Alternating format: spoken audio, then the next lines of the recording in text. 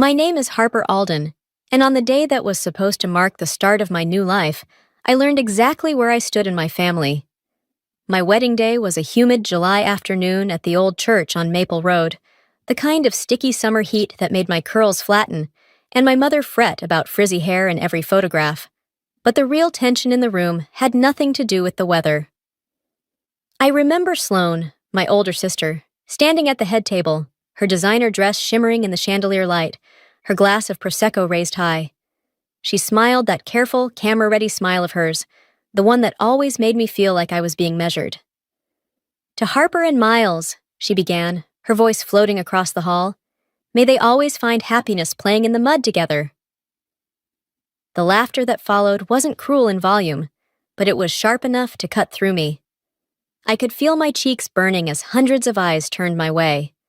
Some were amused, some were curious, but none of them really saw me.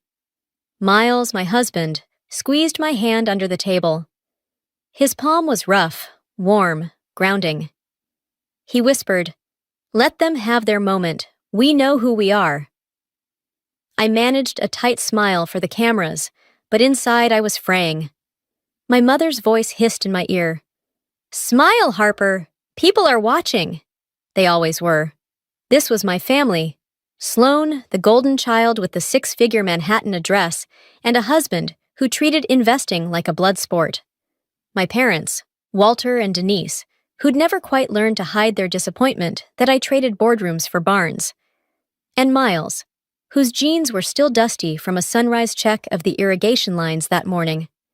My wedding dress was my grandmother's, altered by hand, the only thing about that day that truly felt like me. I lifted my glass of water, too practical, I guess, for Prosecco, to Sloane and forced a toast of my own. "To family," I said, my voice clear, "and to finding out who's really got your back when it matters." For a second, her smile flickered. It was the smallest victory, but it was mine. I should have known, standing there with Miles's hand in mine, that this was just the beginning. That one day the balance would tip, and when it did, the mud Sloane mocked would be worth more than she could ever imagine. 3 years passed after that wedding, and not a single family gathering went by without someone reminding me, subtly or not, of the life I'd chosen. I remember the first summer reunion at Sloane's sprawling new house in the suburbs, with its manicured lawn and stone fountain bubbling in the driveway. She greeted me on the doorstep with air kisses, then paused to eye the Pyrex dish I carried. "Oh, you brought food!" Her tone managed to sound both gracious and horrified. "Is it from your garden?" I nodded, setting my salad, fresh greens, goat cheese, pecans, on the polished granite counter beside the professionally catered spread. Garrett, her husband, sidled over, martini in hand, his perfectly tailored shirt bright against the kitchen's white marble. "So Harper, how's life on the homestead?" he asked, as if it were a running joke at my expense. "Still growing kale, or have you leveled up to... what, carrots?" I kept my voice steady. "Alden Grove is doing well. We're supplying 2 local restaurants now, and the co-op is growing." It never seemed to matter. Garrett's eyebrows rose, his smirk flickering. "That's adorable," Sloane said, giving me a smile as brittle as spun sugar.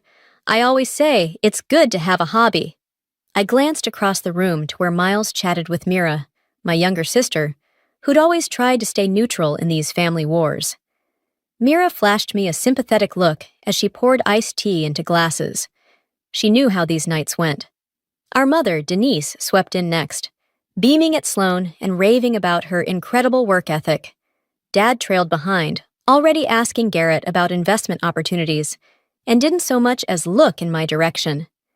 Dinner was an endless reel of stories about Sloane's latest real estate flip, Garrett's rumored promotion, and my parents' upcoming cruise. I answered questions about the farm, about whether I regretted leaving teaching, about why I never moved back to the city, always with that gentle undercurrent of, "When will you grow up?" Even Mira, sitting quietly with her drink, looked uncomfortable. As dessert arrived, imported chocolate mousse, artfully plated by Sloane's caterer, she made a show of comparing her life to mine. "You know, Harper, some of us are just built for big things. Others, Well, you make the world greener, and that's important too, I guess. The table laughed politely. I felt Miles's hand on my knee, steadying me. I just smiled and took another sip of my water, letting them think they'd won. But I saw the cracks. Tiny at first, but there. A tension behind Sloane's laughter. A quick flash of something like envy in Garrett's eyes when I talked about sunsets over our fields. They didn't see it, but I did. I was learning to stop wanting to belong and start wanting to be free. 6 months after that reunion, as the first snow dusted the fields around Alden Grove, I stood at my kitchen sink, peeling potatoes for dinner, when my phone buzzed on the windowsill. It was a text from my mother, short and oddly formal. Family meeting at the house Saturday. Please come. Important. For as long as I could remember, the words family meeting had always signaled trouble, never celebration. Miles found me frowning at my phone. Is everything okay? He asked, drying his hands on a towel after stacking wood outside. Mom wants us at their place this weekend, I replied. She says it's important. He raised an eyebrow. Do you think it's about Sloane and Garrett? Your dad's been calling a lot lately, right?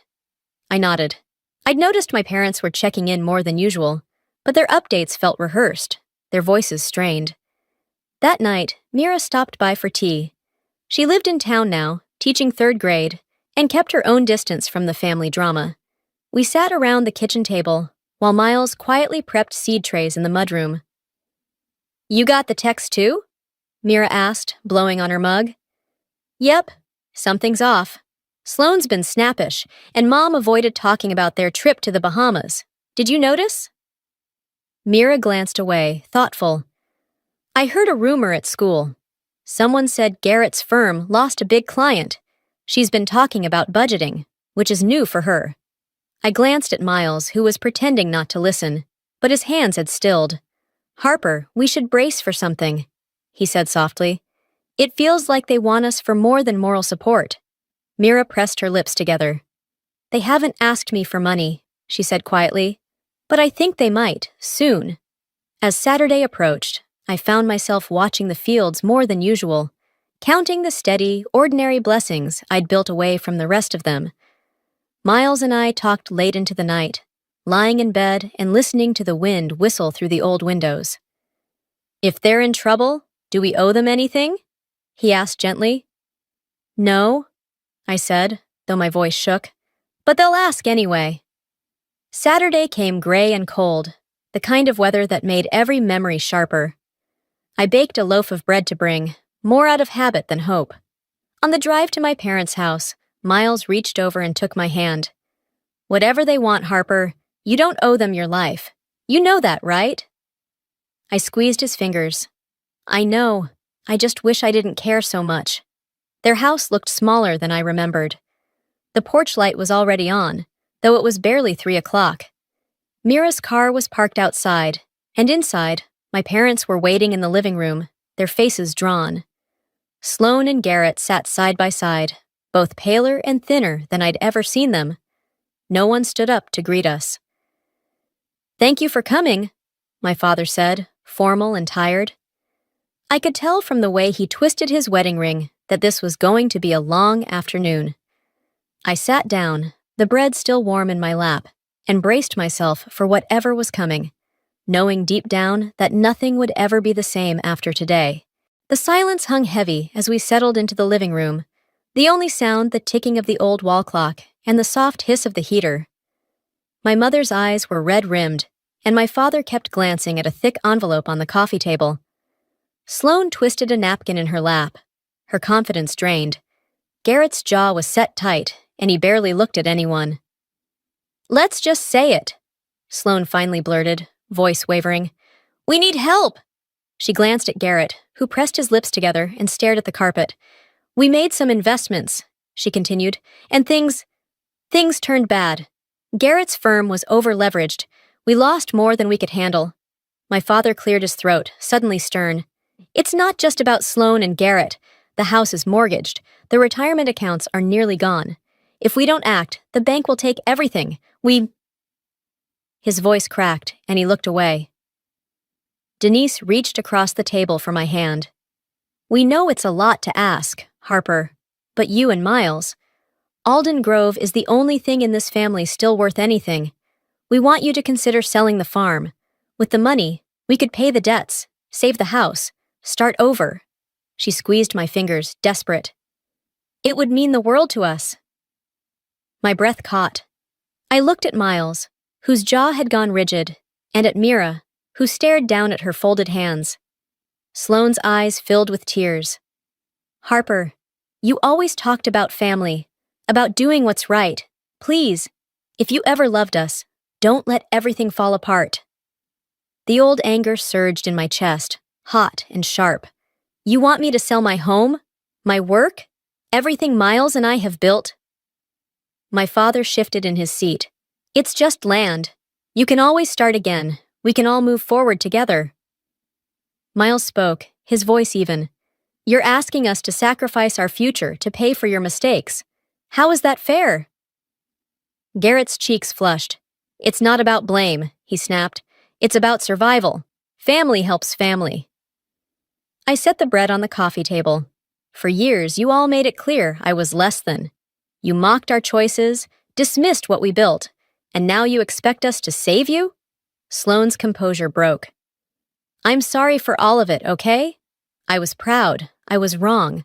But please, Harper, this is bigger than old wounds. We're drowning. Denise began to cry softly. You don't have children yet, Harper, but imagine if you did. Imagine watching everything slip away and having to beg for help. The plea hit somewhere deep, but so did the exhaustion of a lifetime spent being the afterthought. I turned to Miles, searching his face. He nodded, silent, letting me know I was not alone. I stood up. I can't give you an answer right now, and honestly, I don't know if you'll like the answer when I do. Mira, can you drive me home? My voice didn't shake. I was done letting them see me falter. Mira rose immediately, grabbing her keys. The rest stayed silent as we left. Out in the cold air, she took my hand. Whatever you decide, I'm with you, she whispered. And for the first time in years, I almost believed it. The drive home with Mira was silent, but for the hum of the tires on frozen pavement. I watched snow begin to gather in the roadside ditches, feeling both raw and strangely weightless. Mira squeezed my shoulder before she left. I meant what I said, she promised, then drove away into the dusk. Inside, Miles was waiting for me in the kitchen, sleeves rolled, kneading bread for tomorrow's market. You okay? He asked, and I nodded, but he didn't buy it. He wiped his hands and pulled me into a quiet embrace. Let's talk, he said. He led me through the mudroom and out to the old barn, where he kept his makeshift office. Just a battered desk, filing cabinets, and shelves lined with seed catalogs and battered field notebooks. There's something I've wanted to show you for a long time, he said, unlocking a drawer and pulling out a stack of folders. He laid them out on the desk. Patent certificates, technical drawings, contracts. I know you've always thought of this as our farm, Miles began, but Alden Grove is more than that. I've been working on smart irrigation systems, developing new soil sensors, quietly, under the radar. I started Alden Agritech as a research wing 3 years ago. We run everything through the farm, testing, prototyping, selling. These, he tapped the patents, are all ours. The tech's being used from Iowa to upstate New York. I stared, stunned. All this time? He nodded. We've had grants from the Department of Agriculture, contracts with seed companies, even a university partnership. I wanted to be sure it worked before I told anyone, even you. I didn't want to jinx it. A dozen memories flashed through my mind. Miles tinkering in the shed until midnight. The sudden upgrades to our equipment. The quiet satisfaction on his face when we balanced the books. So why let my family treat us like we're nothing? Miles's eyes softened. I wanted to see what mattered to them, and to you. I needed to know if we were building something real, or just trying to prove ourselves to people who would never see us clearly. He hesitated, then added, I'm sorry you felt alone. I thought I was protecting us. Maybe I was wrong. A strange mix of pride and hurt tangled inside me. I wish you'd told me, But I get it, Miles. I do. I need to know what's next. He smiled a little sheepish. What's next is this. We're not selling. Alden Grove isn't just land. It's everything we've worked for. They'll come back, Harper. They'll push. But now you know what you're standing on. A slow certainty settled in my bones, like warmth spreading out from my core. Let them come, I said, and meant it. Late that night, I found myself out on the porch, wrapped in a quilt, watching the snow fall in silent drifts across the field.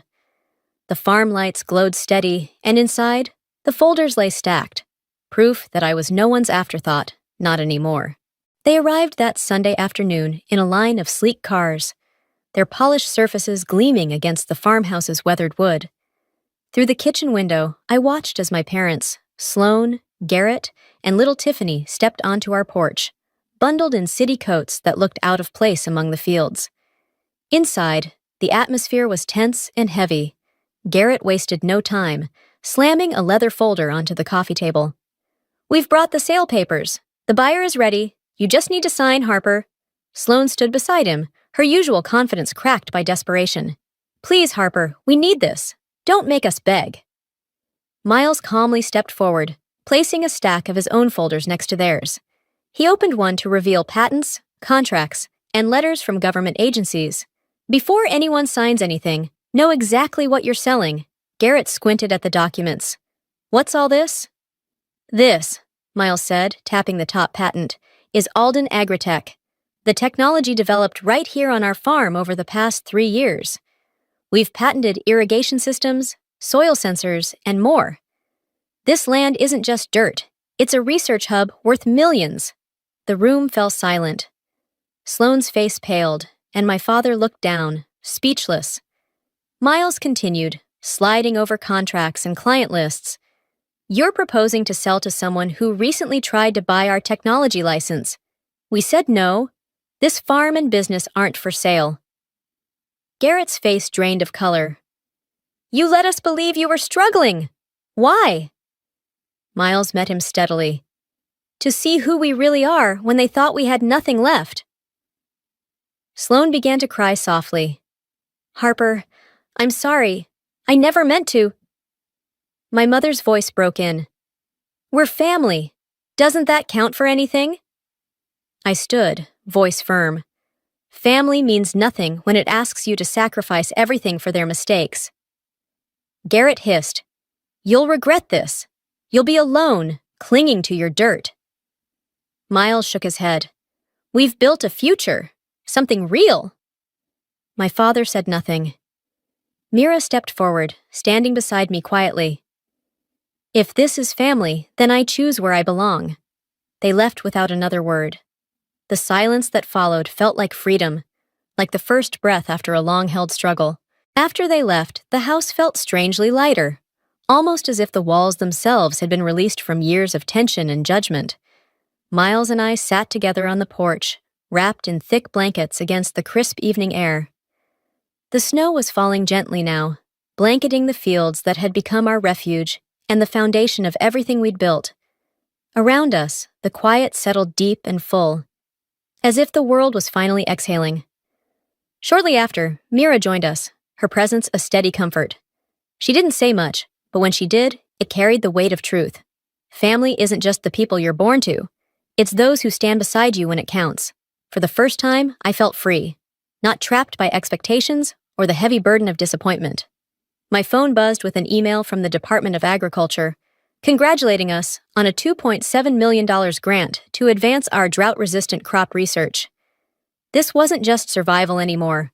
It was a future filled with innovation and hope, a future we'd fought to create on our own terms.